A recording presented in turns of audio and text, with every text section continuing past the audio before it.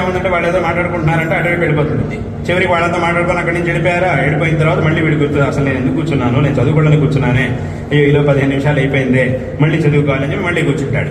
మళ్ళీ కూర్చున్నాడు. ఈలోపు ఏమైంది, మళ్ళీ వాసన వచ్చింది, ఏదో మంచి వాసన వచ్చింది.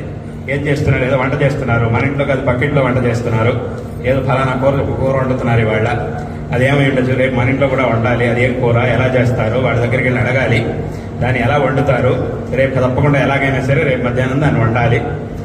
ఇటువైపు వెంటనే ఆలోచన అటు వెళ్ళిపోతుంది. ఎందుకో ఈ ముక్క అనేది అటు వెళ్ళిపోయింది. అంటే ఆ ఇంద్రియం, ముక్క వెళ్ళిపోవడం అంటే ముక్క ఇక్కడే ఉంది, దాని ఇంద్రియం వెళ్ళింది. ఆ ఇంద్రియం అనేది అటు పరిగెత్తింది, వెళ్ళిపోయింది. ఆ దాని వెనకాల ఈ బుద్ధి, వీడి ఆలోచనలు అన్నీ కూడా అటువైపు వెళ్ళిపోయినాయి. మళ్ళీ దాని నుంచి బయటకు రావాలి అని అంటే మళ్ళీ చాలా సమయం పడుతుంది. ఈలోపు ఇక్కడ సమయం అంతా వెళ్ళిపోతూ ఉంటుంది. కాబట్టి ఈ విధంగా ఇంతలో మళ్ళీ చదువుకున్నాడు, ఏదో ఎదుర్కొన్న ఎవరో ఏదో వచ్చినట్టుగా ఏదో విషయం వచ్చినాడు, మళ్ళీ చూశాడు, దాని వైపు చూశాడు, ఆ కళ్ళు అటు వెళ్ళిపోయినాయి, దాన్ని చూస్తూ కూర్చుండిపోయాడు, సరిగ్గా చేయలేకపోతున్నాడు. ఇదంతా కూడా ఎందుకు జరుగుతుందంటే ఎన్నో విషయాలు ఎప్పుడు కూడా ప్రపంచంలో జరుగుతూనే ఉంటాయి. పక్కింట్లో ఏదో ఒకటి రోజు వండుతూనే ఉంటారు, ఎవడో ఒకడు మాట్లాడుతూనే ఉంటాడు, ఎవరో ఒకడు వస్తూనే ఉంటారు, టీవీలో ఏదో ఒకటి వస్తూనే ఉంటుంది, ఇవన్నీ కూడా వస్తూనే ఉంటాయి.